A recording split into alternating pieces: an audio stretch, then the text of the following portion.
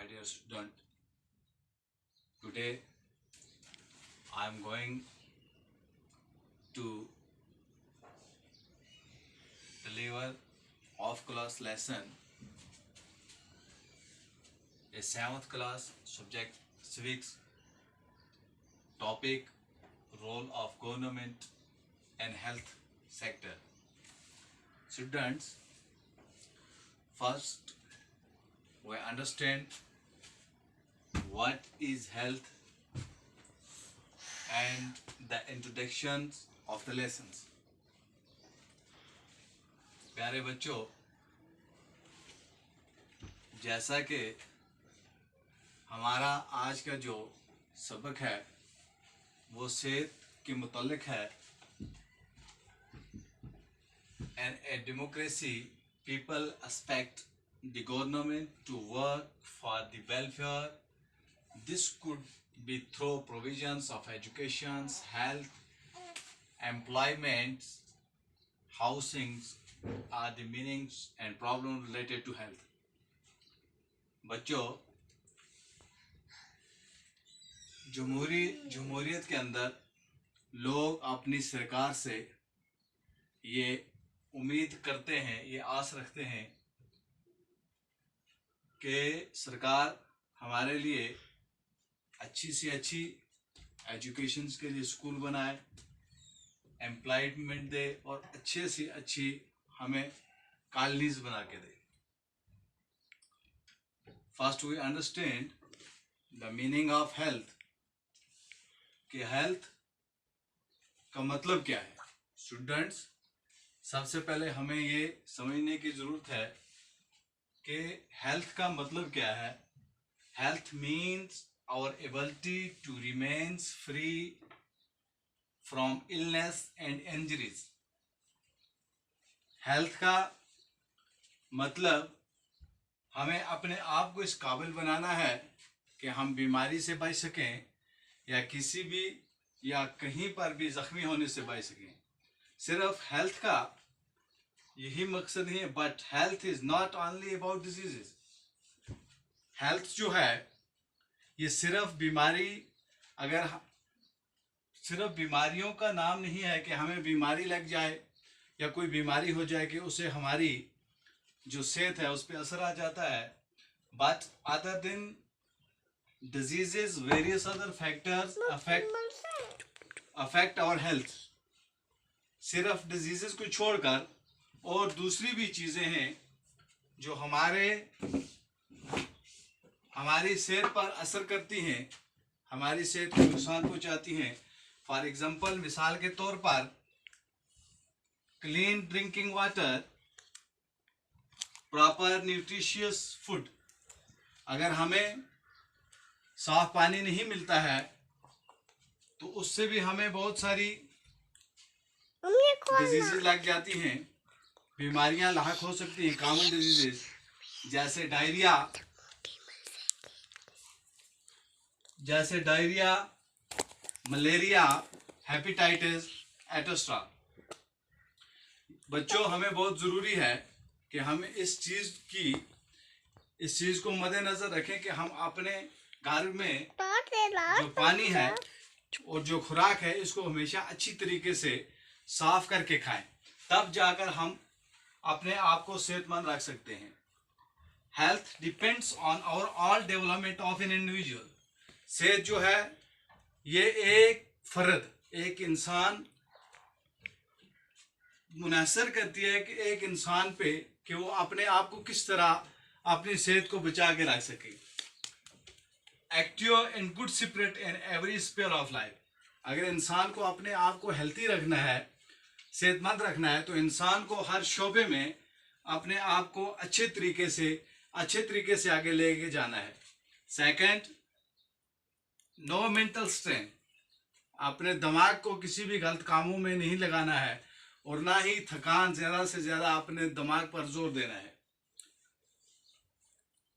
Clean surrounding, ये भी एक हेल्थ का अपने आप को तंदुरुस्त रखने का एक पॉइंट्स है, एक नुक्ता है कि हम अपने आप को, अपने इर्द गिर्द को, अपने गांव के, अपने मकान के इर्द गिर्द किस तरह हम ये करेंगे कि अपने आप को, अपने इर्द गिर्द को साफ रखेंगे, ताकि हम अपने को और अपने गांव को, अपनी पूरे कुंबे को साफ सुथरा और हेल्दी रख सकें।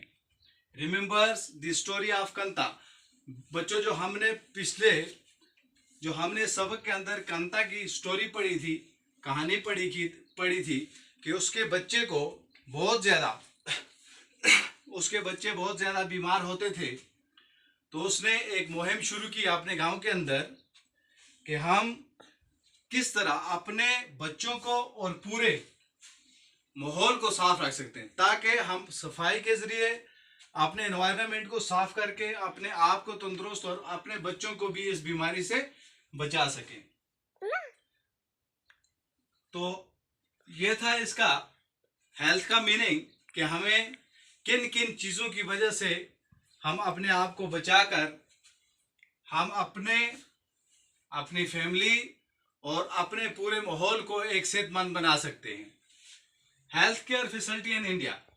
Now we are going to discuss health facility in India, कि हिंदुस्तान के अंदर हेल्थ को लेकर किस किस्म की फैसिलिटीज, किस किस्म की चीज़ें प्रोवाइड की जाती हैं एक इंसान को, एक फ़र्द को। नीड्स फॉर हेल्थ केयर, हमें किन चीज़ों की ज़रूरत है, हमें कौन सी चीज़ों की ज़रूरत है कि हम अपने आप को बीमारियों से बचा सकें। To prevent and treat illness, हमें किस चीज़ की ज़रूरत है कि हम बीमारियों से अपने आप को बचा सकें और बीमारी का इलाज किस तरह कर सकें।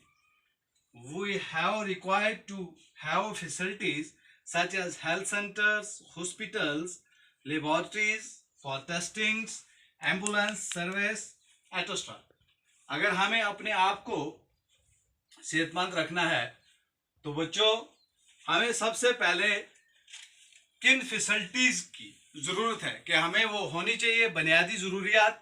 तब हम अपने आप को जाकर, हमें इसके लिए हेल्थ के लिए हेल्थ सेंटर्स की ज़रूरत है, हॉस्पिटल्स की ज़रूरत है, लेबॉर्ट्रीज़ की ज़रूरत है जहाँ पर blood test, urine test, others और दूसरे किस्म के बहुत सारे टेस्ट होते हैं, और एम्बुलेंस सर्विस ये भी दस्तयाब होनी ज़रूरी है। अगर हमें ये सब चीज़ें हैं, लेबॉर्ट्रीज़ भी है, हॉस्पिटल्स भी है, और टेस्टिंग के लिए हमें लेबॉर्ट्रीज़ भी मुहैया है, एम्बुलेंस सर्विस भी है, लेकिन इसके लिए भी हमें और दूसरी चीज़ों की ज़रूरत बहुत ज़रूरी है। इसलिए in order to treat such facilities, अगर हमें इन फैसिलिटीज़ को आगे लेकर जाना है, ये जो फैसिलिटीज़ हमारे पास मुहैया हैं इस वक्त, हॉस्पिटल्स हैं, हेल्थ केयर सेंटर्स हैं, लेबॉर्ट्रीज़ हैं, अगर हमें इनसे फ़ायदा उठाना है तो हमें इसके लिए ज़रूरी है, we need the health worker. हमें सेहत के महकमे में काम करने वाले लोगों की ज़रूरत है, जैसे doctors, nurse and other health workers. Doctors होने चाहिए, नर्सेज होनी चाहिए, और दूसरे जो हॉस्पिटल्स के अंदर दूसरा जो अमला होता है काम करने वाला, उनकी ज़रूरत हमें होती है। We also need the medicines and equipments that are necessary for testing treating patients. हमें इसके अलावा जब हमें डॉक्टर्स भी मुहैया हो जाएंगे, जब हमें नर्स भी होंगी और हेल्थ वर्कर्स भी होंगे, तो बच्चों इसके अलावा भी हमें एक और चीज़ की यहाँ पे ज़रूरत पड़ेगी कि इसके लिए हमें अब ज़रूरी है कि जो आदमी बीमार होगा उसके लिए हमें उसको दवाई देनी है, उसके लिए दूसरी और नेसेसरी ट्रीटमेंट, बहुत ज़रूरी चीज़ें जो होती हैं जैसे इक्विपमेंट्स, कोई टूल्स वगैरह ऑपरेशंस के लिए, ये चीज़ें भी ज़रूरी हैं। तब जाकर हम एक पेशेंट्स को अच्छी तरह से क्या कर सकते हैं, ट्रीटमेंट कर सकते हैं, उसका इलाज कर सकते हैं। तो यहाँ तक जो है ये हमने बात की कि हमें किस चीज़ की, हेल्थ का बुनियादी मकसद क्या है, मतलब क्या है, और हमें कौन कौन सी चीज़ें ज़रूरी हैं, और किन चीज़ों को हम बचाकर अपने आसपास और अपनी फैमिली को या अपने गांव के लोगों को हेल्दी बना सकते हैं और हेल्थ सिर्फ इसका नाम नहीं है कि मैं एक इंडिविजुअल जो है, एक फर्द जो है वो अपने आप को तंदुरुस्त रखे बस वो हेल्दी बन जाएगा। बच्चों ऐसा नहीं है, बल्कि हमें अपने पूरे कुंबे को, अपने गांव को हेल्दी बनाने के लिए हमें ये चाहिए कि हम अपने इर्द गिर्द को क्या करें, साफ और सुथरा रखें। और health care in India have a look on the table following data. अब इसके लिए एक टेबल मैंने बनाया है। ये टेबल्स जो है ये आपकी बुक्स के अंदर दिया गया है कि हमें ये टेबल्स, इसमें कोई पॉजिटिव थिंग्स हैं और कुछ नेगेटिव, कुछ मुस्बत चीज़ें दी गई हैं जो हमारे मुल्क के अंदर होती हैं, कुछ नहीं होती हैं। अगर हमारे मुल्क के अंदर हर एक चीज़ है, डॉक्टर्स हैं, मेडिसिन है, तो तब भी हमारा मुल्क किस तरह पीछे है। India has the largest positive things, ये मुस्बत चीज़ों में आता है। India has the largest number of medical colleges in the world and is among the largest producers of doctor. Approximately 15,000 new doctors qualify in years.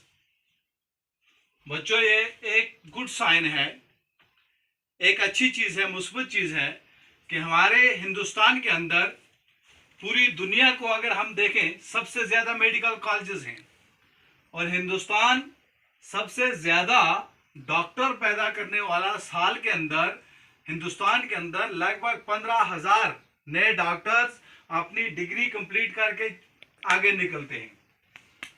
Negative things इसकी ये है, most doctor settles in urban areas. बच्चों अगर हमारे पास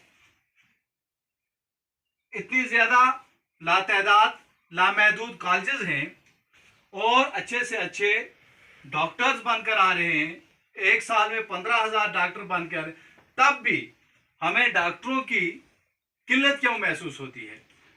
most of doctors settles in urban area. ज़्यादातर doctor जब degree हासिल करते हैं, जॉब लेते हैं, तो ये जाकर अपने आप को शहरों में बसा लेते हैं, सेटल्स वहाँ हो जाते हैं। Have to travel long distance. और रूरल एरिया के लोगों को जब उन कोई भी बीमार हो जाता है या किसी को कोई इंजरीज हो जाती है तो उनको बहुत लंबा सफ़र तय करके उनके पास अपनी बीमारी का इलाज करवाने जाना पड़ता है। The number of doctors with respect to the population is much less in rural area. Rural area में जो डॉक्टर्स की तादाद है ये बहुत ही कम है, ना होने के बराबर है। इसीलिए रूरल एरिया के लोगों को वहां तक जाने की जरूरत है। तो बच्चों ये देखा हमने कि पहला पॉइंट्स मुस्बत था कि हमें अच्छे से अच्छे डॉक्टर्स, अच्छे हॉस्पिटल्स हिंदुस्तान के अंदर हैं, लेकिन उसी को अगर हम मद्देनजर रखें तो ये डॉक्टर्स लोग जो हैं जब ये नौकरी हासिल करते हैं, डिग्री, तो ये जाकर शहरों में अपने आप को बसा लेते हैं, वहाँ जाकर अपना क्लिनिक खोल लेते हैं। तो जो रूरल एरिया के लोग होते हैं ये इस फैसिलिटी से महरूम हो जाते हैं। Health care facility have grown substantially over the years, and 1950 there were only 2,717 hospitals in India. अगर हम पिछले कुछ सालों की बात करें, जैसे हम 1950 को लेते हैं, 1950 को लेते हैं, तो वहाँ जब हम देखेंगे, वहाँ जाकर देखेंगे तो टोटल उस टाइम में 1950 में हिंदुस्तान के अंदर 2,717 हॉस्पिटल्स थे, जब 1950 की हम बात करेंगे। उसके बाद 1991 की सेंसस में 11,174 हॉस्पिटल्स थे और 2000 सेंसस के अंदर ये और ग्रो हो गए थे और आगे चले गए थे 18,218। तो ये भी एक अच्छा मुस्बत साइन है कि हमारे मुल्क इन चीज़ों में आगे बढ़ रहा है। और इसी के मद्देनज़र अगर हम देखें नेगेटिव इफेक्ट देखें इसका, about 5 lakh population dies from tuberculosis every year. अगर हम देखें तो लगभग, ये हमारे पास हॉस्पिटल्स भी हैं, इतने हॉस्पिटल होने के बावजूद भी लगभग एक साल के अंदर 5 लाख लोग मर जाते हैं. 5 लाख लोग बीमारियों से मर जाते हैं. This number is almost unchanged since independence. और ये नंबर्स जो हैं ये अभी तक भी, अगर हम फ्रीडम से बात करें 1900 इंडिपेंडेंस आज़ादी के वक्त से बात करें तो ये अभी तक चेंज नहीं हुआ. ये इसी तरह आगे बढ़ती है. Almost 2 million cases of malaria are reported every year and this number is not decrease. अगर हम देखें हिंदुस्तान के अंदर लगभग एक साल के अंदर 2 मिलियंस रिपोर्टेड, 2 मिलियंस मलेरिया के केस क्या होते हैं, रिपोर्ट होते हैं. तो इनकी तादाद जो है ये अभी तक डिक्रीज नहीं हुई है. ये आगे से आगे ही बढ़ती जा रही है, ना ही कम होने का नाम लेती है. India gets a large number of medical tourist from many countries. They comes from treatments in some of the hospitals in India. Hindustan के अंदर अगर हम देखें तो बहुत सारे टूरिस्ट लोग बाहर से आते हैं, दूसरे मुल्कों से आते हैं हिंदुस्तान के अंदर, और यहाँ पर आकर क्या करते हैं, अपना इलाज करते हैं. बच्चों, इसी के मद्देनजर अगर हम देखें, we are not able to provide clean drinking water to all. 21% of all communicable diseases are waterborne. तो हम जब देखते हैं यहाँ पे पॉजिटिव थिंग्स में देखते हैं कि हिंदुस्तान के अंदर बहुत सारे मुल्कों से, दूसरे बाहर के मुल्कों से लोग यहाँ आते हैं, अपना इलाज करवाते हैं और वापस चले जाते हैं. वहीं पे अगर हम देखें तो हिंदुस्तान के अंदर अभी लगभग 21% अभी लोगों को, पूरे लोगों को ये provide good clean water facility provide नहीं की गई है. लगभग 21% डिजीजेस जो कम्युनिकेबल डिजीजेस जो हैं वो इसी पानी से लगती हैं, जैसे diarrhoea, worms, hepatitis etc. India is the third largest producers of medicines. Hindustan जो है ये दुनिया के अंदर, बच्चों, हिंदुस्तान जो है ये दुनिया के अंदर तीसरे नंबर पर दवाई पैदा करने वाला मुल्क है. तीसरे नंबर पर हिंदुस्तान का नंबर है जो दवाई पैदा करता है इन द वर्ल्ड, दुनिया के अंदर, and is also large exporter of medicine. और ये दुनिया को दवाई भी बेचता है. half of all children in India do not get educated food to eat. और इसी के अगर हम बरेक्स देखें तो हिंदुस्तान के अंदर आधे से ज्यादा बच्चे जो हैं उनको अच्छी खुराक खाने के लिए नहीं मिलती है.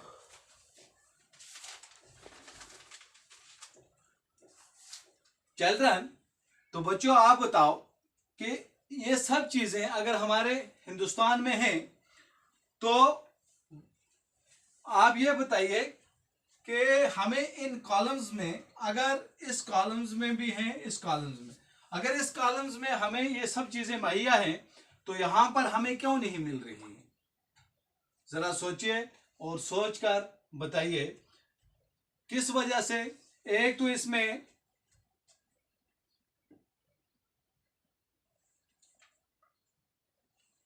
what do you understand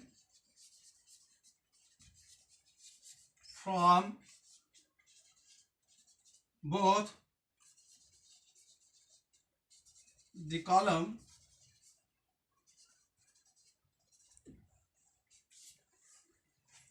अगर हमें ये सब चीजें मुहैया हैं, हमें मिल सकती हैं, तो हमें इस कॉलम्स को, जब हमें ये कॉलम्स देखते हैं तो हमें क्या समझ आता है?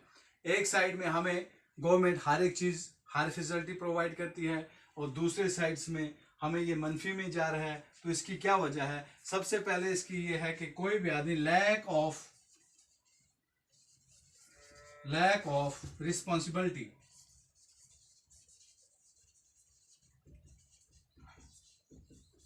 लैक ऑफ रिस्पॉन्सिबिलिटी, कोई भी आदमी अपने ऊपर जिम्मेदारी लेने की बात नहीं करता है और कोई भी जिम्मेदारी नहीं लेता है। दूसरा पॉइंट इसमें है करप्शन।